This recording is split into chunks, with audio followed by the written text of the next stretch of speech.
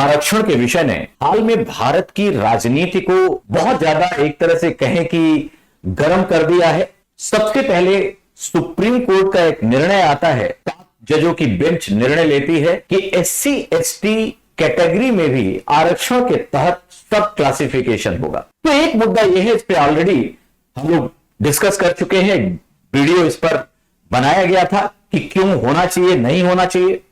दूसरी तरफ अगर आ जाएं, जैसा आज के विषय का महत्वपूर्ण योगदान यह है कि आज ही भारत सरकार को लेटरल एंट्री पर अपना जारी विज्ञापन रोकना पड़ा, वापस लेना पड़ा। यहां भी मुद्दा आरक्षण का है, क्योंकि 43 सीटें लेटरल एंट्री के लिए जो ज्वाइंट सेक्रेटरी की 10 सीट और डायरेक्टर डिप्टी डायरेक्टर के लिए जो 35 सीटें विज्ञापित की गई थी, उसमें एक भी सीट आरक्षित नहीं थी। अब यहां 2 मुद्दे आते हैं। तो लेटरल एंट्री सीधा सा मतलब है, लेटरल एंट्री का मतलब कि जो मेन स्ट्रीम से उसमें शामिल ना होकर बाहर से कोई व्यक्ति शामिल हो, उसको हम लेटरल एंट्री कहते हैं। भाई सिविल सर्विसेज में अगर आपको किसी ऐसे पद पर आना है, ज्वाइंट सेक्रेटरी के पद पर, जब आप आईएएस बनते हैं और उसमें लगभग 18 से 20 साल का एक्सपीरियंस लेते हैं, तब आप ज्वाइंट सेक्रेटरी तक आते हैं। इस ज्वाइंट सेक्रेटरी के पद पर बाहरी लोगों को लाना, बाहरी लोगों का मतलब जिन्होंने यूपीएससी का एग्जाम नहीं दिया है, जो सिविल सेवा की जो परीक्षा है, जो मानक है, उसको क्रॉस कर इतना एक्सपीरियंस गेन कर नहीं आए हैं, उन लोगों को लाना। कौन से लोग आएंगे? तो लेटरल एंट्री में वैसे लोग जो निजी क्षेत्र में अनुभव रखते हो, जिन्होंने विशेषज्ञता हासिल की हो, शिक्षा और अनुसंधान के क्षेत्र में, एनजीओ के क्षेत्र में। तो एक तरफ से अगर देखें तो लेटरल एंट्री का सबसे बड़ा जो प्रावधान है, जो फायदा है, भाई लेटरल एंट्री की बात क्यों आई? तो इसलिए आई कि कुछ ऐसे क्षेत्र हैं जिसमें जनरल एडमिनिस्ट्रेशन, जो सामान्य प्रशासन है, उससे ज्यादा वहां स्पेशलिस्ट चाहिए। आप खुद सोचिए, अगर कृषि क्षेत्र में कोई आईएएस जो जनरल एडमिनिस्ट्रेशन से आता है, क्योंकि आप जानते हैं कि सिविल सर्विसेज एक सामान्य अभियोगी की एक तरह से क्षेत्र है, जिसमें उसको सब कुछ देखना पड़ता है। वो स्पेशलिस्ट नहीं है, उसे सब कुछ देखना पड़ता है। जबकि टेक्नोक्रेट और बाकी क्षेत्रों से जब आते हैं तो वो स्पेशलिस्ट होता है। जैसे कृषि क्षेत्र से कोई व्यक्ति, अगर हमने कृषि विभाग में अभी जो हालात हैं देश के, doubling the income of farmer की बात हो रही है, नए बिल की बात हो रही है, या फिर एक तरह से यहां ऑर्गेनिक से नेचुरल एग्रीकल्चर की बात हो रही है, ऐसे में कृषि में कोई बहुत बढ़िया काम किया हुआ कोई वैज्ञानिक आ जाए। सोचिए अगर एमएस स्वामीनाथन साहब होते, और एमएस स्वामीनाथन साहब जो आईएएस नहीं है थे, उनको एक कल्पना कीजिए, अगर वो होते और उनको सचिव लेवल पर लाकर कृषि विभाग में बनाया जाता, तो क्या ये कृषि विभाग के लिए बेहतर नहीं होता? या फिर अगर आपने आईटी क्षेत्र, भाई पूरा आईटी रेवोल्यूशन है, अगर कोई नंदन नीलकर्णी या फिर यदि कोई सैम पित्रोदा कभी लाया गया, तो इनके लाने से क्या आईटी सेक्टर को फायदा हुआ या नहीं हुआ? आजकल जो हालात बदल रहे हैं, ग्लोबलाइजेशन के युग में जितनी तेजी से दुनिया बदल रही है, ऐसे में कुछ ऐसे क्षेत्र जरूर हैं जहां विशिष्टता की मांग होती है। और इस विशिष्टता में, जैसे मैंने कहा, एनवायरमेंट इकोलॉजी बहुत एक इंपॉर्टेंट सेक्टर है, आईटी इंपॉर्टेंट सेक्टर है, एग्रीकल्चर इंपॉर्टेंट सेक्टर है। ऐसे ही इसरो को देखिए, अगर हमें वैज्ञानिक अनुसंधान में कुछ कामों को देखना है, तो क्यों ना आरएनडी किए हुए विशेषज्ञों को, जो शिक्षक हैं, जिनके पास एक बेहतर एक्सपीरियंस है आरएनडी के साथ, उनको लाया जाए। तो लेटरल एंट्री का कॉन्सेप्ट और केवल आपके यहां नहीं है, ये लगभग दुनिया में हर जगह है।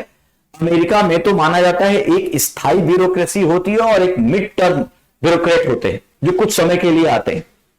भारत में इसको आप देखें तो इसकी चर्चा पहले से है। सबसे पहले अगर आपने प्रशासनिक सुधार आयोग का नाम सुना होगा, द्वितीय प्रशासनिक सुधार आयोग है, एआरसी, सेकेंड एआरसी ने स्पष्ट समर्थन किया कि हां लेटरल एंट्री होनी चाहिए, विशेषज्ञता आनी चाहिए। वहीं से शुरू हो गया। अलग समिति बनती है, अलग समिति ने भी इसका समर्थन किया। इस तरह से अगर देखा जाए तो 2005 जब एआरसी द्वितीय को बनाया गया, द्वितीय प्रशासनिक सुधार आयोग का गठन 2005 में हुआ, तो उसके रिकमेंडेशन से बड़ा स्पष्ट कहा। और शुरुआत इसी समय से चर्चा चलने लगी और 2005 आप समझते हैं ये यूपीए गवर्नमेंट थी। देखिए राजनीति अलग जगह है, एनडीए, यूपीए, भाजपा, कांग्रेस, कांग्रेस करे तो भाजपा विरोध करे, भाजपा करे तो कांग्रेस विरोध करे, और इन दोनों के विरोध में सबसे ज्यादा अगर नुकसान पहुंचाया है तो भारत का। आप इस बात को देखिए कि अगर ठीक है 2005 के बाद आया, और आपको कुछ एग्जाम्पल देना चाहता हूं, आज अगर आपने पेपर पढ़ा हो, खुद जो प्रधानमंत्री मनमोहन सिंह जी थे वो एक बेहतर इकोनॉमी सब्जेक्ट के, अर्थशास्त्र के अच्छे एक तरह से व्याख्याता थे, दिल्ली स्कूल ऑफ इकोनॉमिक्स में लेक्चरर थे, प्रोफेसर बने, उनको स्पेशली आर्थिक सलाहकार बनाया गया। वो तो ब्यूरोक्रेसी का पद है। फिर मनमोहन सिंह को लाया गया, क्या वो लेटरल एंट्री नहीं? हमने जब आधार बन रहा था यूएआईडीआई के लिए, इंफोसिस से नंदन नीलकर्णी को लेकर आए, कितना बढ़िया आधार कार्ड का सारा वो चला, क्या वो लेटरल एंट्री नहीं थी? बहुत सारे निर्णय, सैम पित्रोदा को राजीव गांधी जी स्पेशली लेके आए आईटी रेवोल्यूशन के लिए।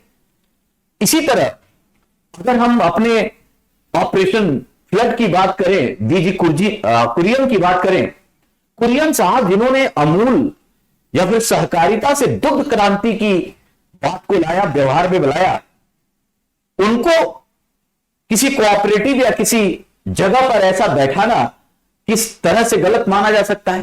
तो ऐसे बहुत सारे उदाहरण हैं, चाहे वो रघुराम राजन हो, चाहे मोंटेक सिंह अहलुवालिया हो, और ये सभी सरकारें करती आई हैं। इंदिरा गांधी जी के समय चूंकि आयरन लेडी बहुत सारे निर्णय ऐसे लेती थी जिसमें संवैधानिक प्रक्रियाओं का पालन हो या ना हो उनको फर्क नहीं पड़ता, हो तो एम सोंधी साहब को ले आई थी। तो ये बहुत पहले से है, बस जागरूकता या हमारे समाज में या आम जनता की चीजें आती नहीं थी।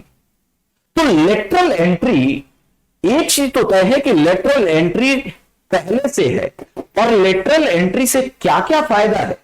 तो सबसे पहले इंपॉर्टेंट है विशेषज्ञता। जैसा कि मैंने उदाहरण दिया कि कितना अच्छा रहता कि कृषि मंत्री के साथ एम एस स्वामीनाथन साहब जो है स्पेशली बैठते और वो बताते ऐसे ऐसे ड्राफ्ट करो, क्यों ना उनके अनुभव का इस्तेमाल करें।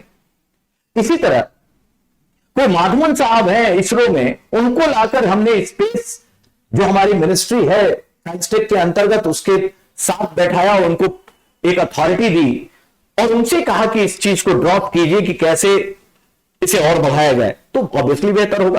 तो ऑब्वियसली विशेषज्ञता इसका सबसे पहला आयाम है जिसको लेकर हमें स्वीकारना चाहिए कि लेटरल एंट्री पॉजिटिव है। दूसरी अगर बात करें तो दूसरी बात होती है नवाचार, इनोवेशन। यह भी एक इंपॉर्टेंट शब्द है, क्योंकि जो सिविल सर्विसेज के लोग हैं, सिविल सर्वेंट हैं, वो अपने पुरानी चीजों में जो एक फ्रेमवर्क बना हुआ है, माना जाता है कि उसमें फिक्स हो जाते हैं। इनोवेशन और रिस्क लेने की क्षमता थोड़ी कम होने लगती है। अतः नवाचार और सुधार, रिफॉर्म भी कह सकते हैं, नवाचार और सुधार के लिए हम लेटरल एंट्री से दूसरे फील्ड के जो विशेषज्ञ हैं, अनुभवी लोग हैं, उनको लाएं और लाया जा सकता है। तीसरा पॉइंट अगर देखें तो कह सकते हैं प्रतिस्पर्धा, जो कंपटीशन है, और साथ ही साथ एक बात और ला सकते हैं कार्यकुशलता। हम प्रतिस्पर्धा और कार्यकुशलता के दृष्टिकोण से भी लेटरल एंट्री का समर्थन किया जा सकता है, क्योंकि आप खुद देखिए कि जब ये लोग आएंगे, और जैसा मैंने कहा, तो जो सिविल सर्विसेज जो पारंपरिक रूप से यूपीएससी की परीक्षा पास करके जो मुख्य धारा के सिविल सर्वेंट हैं, इनकी कार्रवाई को देखते हुए इन दोनों में कंपटीशन होगा। प्रतिस्पर्धा, इन जनरल कंपटीशन अच्छा माना जाता है कि तब देश के लिए जो नीतियां बनेंगी, जो आरएनडी होगा, वो बेहतर होगा, और ऑब्वियसली उससे कार्य कुशलता बढ़ेगी। 1 और 1 11 होते हैं। सरकारी प्रक्रिया की अपनी धारा है, यूपीएससी की परंपरागत जो ब्यूरोक्रेट है उनकी अपनी धारा है, और निजी क्षेत्र के जो विशेषज्ञ आएंगे, ये दोनों मिलकर एक तरह से 1+1 हो जाएंगे तो एक बेहतर परिणाम देश को दिख सकता है। इसके साथ ही अगर हम देखें तो एक और चीज मानी जाती है, वो है कि कार्य में तेजी आती है, स्पीड बढ़ती है, फ्लेक्सिबिलिटी आती है, ब्यूरोक्रेसी में लचीलापन आता है, और साथ ही साथ जो स्पीड है काम की, दर है काम की, वो बढ़ जाती है। तो आप दुनिया में कहीं देखें लेटरल एंट्री को लेकर, और बताएं लेटरल एंट्री का सबसे ज्यादा विरोध तो खुद ब्यूरोक्रेट करेंगे, क्योंकि उनका अपना मानना है कि हमने 20 साल लगाया है, हमारा अनुभव, हमने एक एग्जाम पास करके, जो one of the toughest exam of this nation माना जाता है, और वो पास करके हमने इतनी बातें की, और पता चल रहा है ज्वाइंट सेक्रेटरी हमारे ग्रुप की वजह कोई बाहरी संपर्क का आ रहा है। तो ये दिमाग उन लोगों का खराब होता है, और वो खुद इसके खिलाफ होते हैं कि लेटरल एंट्री को शामिल ना किया जाए। लेकिन जो मैंने एग्जाम्पल दिए कुछ एक हाइपोथेटिकल बात भी की कि सोचिए माधवन साहब या सुब्रमण्यम साहब या कुरियन साहब जैसे लोग आकर बैठे तो क्या हो सकता है। और बहुत सारे उदाहरण दिए कि कितने लोग लेटरल एंट्री में आ चुके हैं। लेकिन ये जो बातें हैं किसी देश के विकास के लिए बड़ी जरूरी है। आपने सुना होगा ब्यूरोक्रेसी पे एक आरोप लगता है रेड टेपिज्म का। वो बहुत देर, किसी कार्रवाई में बहुत देरी लगती है, फाइल जाने में देरी लगती है, और सामान्यतः माना जाता है कि जो प्राइवेट सेक्टर है वो इस मामले में एफिशिएंट होते हैं, और लाभ के हिसाब से, क्योंकि यहां पर जो हम कहते हैं सीबीए, कॉस्ट बेनिफिट एनालिसिस करके आगे बढ़ते हैं, तो इस हिसाब से वो बेहतर परफॉर्म करते हैं। तो ये कुछ बातें हैं लेटरल एंट्री की जिसको लेकर सपोर्ट होता है। और लगभग जितने भी, मैं फिर कह रहा हूं कि राजनीति वालों को राजनीति करने दीजिए, जो हम आप बैठे हैं, आप हम सबको समझना चाहिए कि देश को आगे बढ़ने की जरूरत है। अगर 2047 में विकसित भारत बनना है तो ऑब्वियसली जो नवाचार है, सुधार है, विशेषज्ञता है, इसे चाहिए, वो आती है अगर बाहर से, क्योंकि meritocracy is important in this. तो पहला पॉइंट ये तो तय है कि लेटरल एंट्री का पक्ष क्या है। दूसरी तरफ अगर हम लेटरल एंट्री का विरोध देखें, इसके नकारात्मक पक्ष क्या हैं, तो मैंने पहले ही कहा, पहले तो ब्यूरोक्रेसी खुद ही नहीं इसको मानती।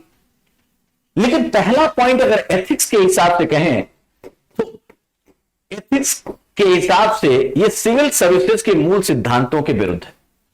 जब हमने एक एग्जामिनेशन प्रोसेस बनाया, हम जानते हैं कि सामान्य प्रशासन में धीरे धीरे हम सारी चीजें समझाते हैं। आईटी वाला केवल आईटी का काम करता है, या फिर कृषि वाला कृषि पे बात करता है, लेकिन जब एक ब्यूरोक्रेट, जब एक आईएएस विभिन्न क्षेत्रों में काम कर आया होता है, तो उसे बहुत सारे, उसके पास सामाजिक क्षेत्र, आर्थिक क्षेत्र, स्वास्थ्य का क्षेत्र, शिक्षा का क्षेत्र, सबका ज्ञान होता है थोड़ा थोड़ा। तो इसका मतलब पहले तो जो यूपीएससी बनी उसके ही सिविल सर्विसेज जिस एग्जाम से एक प्रोसेस के तहत आ रहा है, उसके मूल सिद्धांतों का एक मोटा मोटा अगर बात देखें तो इसका हनन माना जा सकता है। दूसरी जो पॉइंट है, जो इसमें ब्यूरोक्रेट्स का कहना है, वो ये कि उनके पास, निजी क्षेत्र वाले लोगों के पास पब्लिक सेक्टर में और खासकर जनता के काम करने के लिए सिविल सेवा के अनुभवों की कमी होती है। और अगर अनुभवों की कमी होगी तो निजी क्षेत्र जो केवल अपने लाभ के लिए काम करता है, वो दृष्टिकोण हावी हो जाएगा। तो अनुभव की कमी भी इसका विरोध करती है कि भाई लेटरल एंट्री नहीं होनी चाहिए। फिर एक बात और लेटरल एंट्री में जो इस बार आपने देखा होगा कि स्वतंत्रता और निष्पक्षता पर भी आरोप लगता है, इसमें भी कमी आ सकती है। आपको पता होगा ये जो लेटरल एंट्री से ज्वाइंट सेक्रेटरी या डायरेक्टर रैंक की पोस्ट आई, इसमें कोई एग्जाम देना है क्या? जी नहीं, सीधा इंटरव्यू है। और जहां पे डायरेक्ट इंटरव्यू का प्रोसेस है, वहां कहीं ना कहीं यह आरोप लगेगा कि अपने मनपसंद लोगों को शामिल किया गया। तो पारदर्शिता, स्वतंत्रता और निष्पक्षता की कमी को लेकर यह आरोप लगा कि लेटरल एंट्री क्यों ला रहे हो। और जब हमारे पास एक बढ़िया सिस्टम है, व्यवस्था है, 20 साल के अनुभव के बाद यहां वो लोग आते हैं, तो आखिर फिर हमें बाहरी विशेषज्ञता की जरूरत क्यों है? ऐसे कई आरोप लगते हैं। तो लेटरल एंट्री के खिलाफ भी कई सारे आरोप हैं, निगेटिव पॉइंट है। और खासकर स्वतंत्रता और निष्पक्षता को लेकर विपक्ष के नेता ने इस बार आरोप लगाया कि अपनी विचारधारा, और ये देखिए एक जायज आरोप है, ऐसा हो सकता है। लेकिन हम सब पे शक्कर एक प्रोसेस है बड़ा क्लियर कट अगर ये बता दिया जाए कि नहीं, ये प्रक्रिया होगी, नंबर ऑफ मतलब इंटरव्यू के मार्क्स इतने हैं, पैनल पहले से डिसाइड, एक एक चीज अगर ट्रांसपेरेंट तरीके से खोल दी जाए तो हम अपने संस्थाओं पर विश्वास करके, यही लोकतंत्र की महत्ता है, हम अपनी संस्थाओं पर विश्वास करके आगे बढ़ सकते हैं। तो लेटरल एंट्री के अपने पॉजिटिव हैं, अपने निगेटिव हैं। एक और बात लेटरल एंट्री, आपको यह भी याद होना चाहिए कि इनकी नियुक्ति कॉन्ट्रेक्चुअल बेसिस पे बेसिकली 3 साल के लिए होती है और 3 साल से बढ़ाकर इसे 5 साल तक किया जा सकता है। तो पॉजिटिव नेगेटिव दोनों लीजिए, डायनेमिज्म बढ़ा, वो आकर ही रुक नहीं जाएंगे। 3 से 5 साल के लिए है, तो एक समस्या पॉजिटिव यह है कि इससे डायनेमिज्म बढ़ा, स्टेबिलिटी नहीं है। सिविल सर्वेंट को भी लगेगा यार कि सीखना पड़ेगा, काम करना पड़ेगा, नहीं तो बाहर से लोग आ जाएंगे, कंपटीशन बढ़ेगा। लेकिन घाटा इसका यह है कि कई बहुत महत्वपूर्ण मुद्दे होते हैं ब्यूरोक्रेसी में, कई बार बड़ी मेजर पॉलिसी होती है। अब कृषि और पर्यावरण की बात करें तो क्या 3 साल या 5 साल, आप सोचिए किसी सिविल सर्वेंट के लिए इस रैंक पर जो पॉलिसी मेकिंग है, तो ये कम समय है या नहीं है? कार्यकाल बड़ा कम है। ये 3 से 5 साल में कहीं ऐसा तो नहीं होगा कि ये केवल आधा अधूरा ही काम हो पाएगा, तो जिसलिए हम लाए थे वो उद्देश्य ही अधूरा रह जाएगा। तो मेजर बात पॉजिटिव निगेटिव दोनों ये है। और जब भी हम दुनिया आगे बढ़ती है, जब हम समय के साथ आगे बढ़ते हैं, जब हम एक तरफ अमेरिका को देख रहे हैं, ब्रिटेन को हम पछाड़ने वाले हैं हर चीज में, ऐसे में जब हम आगे बढ़ रहे हैं तो ऑब्वियसली इस तरह की चीजों को अपनाना चाहिए। तो इसका सोल्यूशन क्या? सोल्यूशन यही है कि ये जो इसकी नकारात्मकता है, इस पे चेक एंड बैलेंस लगाए। हम एश्योर करें कि कैसे जो निष्पक्षता है इस पद की वो बनी रहे। अगर वो है तो आप आगे बढ़िए। तो पहला पॉइंट यह है कि लेटरल एंट्री का अगर आप सर्वांगीण पक्ष देखें तो इसका विरोध नहीं होना चाहिए। कुछ सीटों पर याद रखिए, ज्वाइंट सेक्रेटरी के कुछ पदों पर, ये सब जगह नहीं ला रहा है। शुरुआत 2018 में भी याद कीजिए 9 से 10 पद भरे गए थे और 9 से 10 पद भरे गए, उस समय भी चर्चा चली, लेकिन उनकी विशेषज्ञता कुछ काम आई और इसीलिए उस विशेषज्ञता को लेकर अलग सेक्टर से ये अगर माना जाए तो पॉजिटिवली लेना चाहिए। लेकिन ये जो इसकी नेगेटिविटी है, इसको जितना भी हो सके इसे चेक एंड बैलेंस करके कम करना चाहिए। लेकिन तो ये मुद्दा तो हो गया कि लेटरल एंट्री का। तो लेटरल एंट्री का विरोध, चूंकि जो आईएएस वर्ग है वो खुद विरोध करता है कि बाहर से लोग क्यों आए। वो उन्होंने इतना प्रोसेस गुजारा, इतनी मेहनत की इस देश के निर्माण में, मेकिंग का मौका आया तो कुछ लोग बाहर से आ रहे हैं, तो सीट ऑब्वियसली कम होगी। और बाहरी पक्ष भी लगता है कि नहीं ये गलत है। लेकिन अगर आप ध्यान से देखें तो जिस तरह दुनिया बदल रही है उसमें लेटरल एंट्री को रोक देना कोई बहुत पॉजिटिव चीज नहीं मानना चाहिए, आने देना चाहिए। लेकिन यहां मुद्दा केवल ये नहीं था, मैंने शुरुआत ही की कि इस देश में एक ऐसा मुद्दा है जो एक तरह से, मैं अगर अतिवादी हो रहा हूं तो भी हो रहा हूं, सांप के दिल में हाथ डालने जैसा है, वो है आरक्षण। आप पॉजिटिव करें निगेटिव करें, जैसे मैंने सुप्रीम कोर्ट का उदाहरण दिया, क्लासिफिकेशन कई मामले में अगर देखिए तो सामाजिक न्याय के सिद्धांतों पे बड़ा खराब ही है, लेकिन उसका विरोध भी बहुत ज्यादा हो रहा है। 21 अगस्त को भारत बंद रखा गया है। हम बड़े मासूम लोग हैं भारतीय, जब हमारे पक्ष में सुप्रीम कोर्ट डिसीजन देता है तो हमें लगता है सुप्रीम कोर्ट एकदम खुदा है, सुप्रीम कोर्ट से स्वतंत्र कोई वो नहीं और सरकार को ऐसा कर दिया वैसा कर दी। अगर वो निगेटिव दिखता है तो हम उसकी बात नहीं करते, फिर सरकार पे आरोप लगाते हैं। लेकिन आरक्षण, अब लेटरल एंट्री की बात की जाए, इस बार के विरोध का जो मेन बहस शुरू हुआ वो था लेटरल एंट्री में आरक्षण या समानता के न्याय, या फिर ये कहें सामाजिक न्याय का अपमान।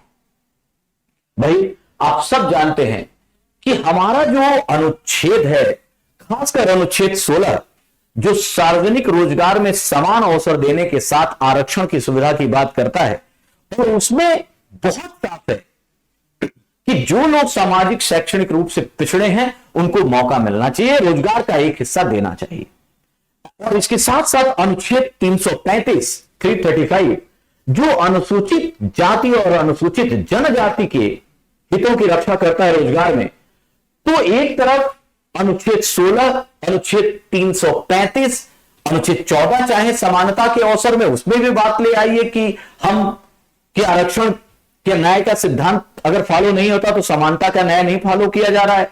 इस तरह आरक्षण के मुद्दे पर चूंकि जब 45 सीट थी, जिसमें 10 सीट ज्वाइंट सेक्रेटरी रैंक पे थी और 35 सीट डायरेक्टर और डिप्टी सेक्रेटरी रैंक पे थी, इसमें एक भी सीट आरक्षित नहीं थी। तो क्या सरकार जानबूझ के कर रही है जो मुद्दा आया? अब इसके लिए पहले हमारे भारत में केस स्टडी को देखने की जरूरत है। सबसे पहले यह मान के चलिए कि इससे पहले क्या होता था। एक बहुत बढ़िया केस है पीजीआई चंडीगढ़ का। पीजीआई चंडीगढ़ और वहां के जो एसोसिएट थे उनके बीच एक मुकदमा है। इसकी आई ओपनर है। लेटरल एंट्री पहले भी होता था और 1981 के आसपास देखें तो ऑफिस मेमोरेंडम के रूल से हम उसमें आरक्षण की व्यवस्था भी थी। लेकिन कुछ पीजीआई चंडीगढ़ के प्रोफेसर इसके खिलाफ चले गए कि एक विशेषज्ञ की सीट आती है उसमें भी आरक्षण होगा तो योग्यता का हनन होगा।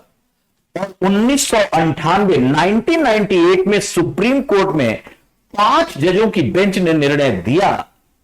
और आपको आश्चर्य होगा, इस केस को लड़ रहे थे, देखिए राजनीति क्या होती है, इस केस को लड़ रहे थे जो आज के विपक्ष के इंडी गठबंधन के जो बहुत सारे लोग हैं उनके वकील कपिल सिब्बल साहब। और इन्होंने यही कहा कि एक सीट या कम सीट है तो वहां योग्यता का आधार ज्यादा मजबूत होता है, लिटरल एंट्री विशेषज्ञता के लिए है, इसलिए इसमें आरक्षण लागू नहीं होना चाहिए। और अब अगर कोई भी बात करते हैं हम तो केवल विरोध के लिए विरोध ना करें। सबसे पहले तो हमें यह 1998 के निर्णय को बदलना होगा। सुप्रीम कोर्ट इसको सुप्रीम कोर्ट में जाए बिना हम लेटरल एंट्री के तहत आरक्षण की व्यवस्था तो नहीं कर सकते। यहां बात थी कम सीटों की, एक सीट की, लेकिन यहां जब बात आई तो 45 सीटें निकली और 45 सीट में चूंकि सरकार ने जब जारी किया तो उन्होंने परंपरागत नियम के हिसाब से नोटिफिकेशन निकाल दिया। लेकिन यह तो तय है कि 45 सीट है तो जो आपने आरक्षण की जो सुविधा अपनाई है, जो समानता के अवसर की बात कही है, उसके हिसाब से कुछ रेशियो एससी एसटी ओबीसी को जाना चाहिए था। और इसीलिए जब विरोध होने लगा, सरकार इस मुद्दे पर लगातार बैकफुट में रहती है क्योंकि चुनावों में 400 पार के बाद ऐसा लगने लगा कि संविधान बदल देंगे और ये एक मान्यता गई कि ये सरकार शायद समर्थक नहीं है एससी एसटी और ओबीसी की, और इस कारण से नुकसान हुआ और ये बैकफुट पे है। और ऐसे में लेटरल एंट्री की इस बात को रोल बैक किया गया, वापस ले लिया गया। और यहां पर बेसिक जो अब बात है, क्योंकि जैसा मैंने कहा ये केवल शब्दों की जुगाली नहीं है, आपको सुप्रीम कोर्ट और 5 जजों की बेंच थी, मतलब इससे ज्यादा की बेंच अब निर्णय लेगी। साथ ही साथ अगर इतनी सीटें निकलती हैं एक डिपार्टमेंट में, अगर 5 सीट निकला, अगर एक सीट है तो योग्यता के आधार पर निर्णय जो दिया गया है जो पहले से वो माना जाएगा।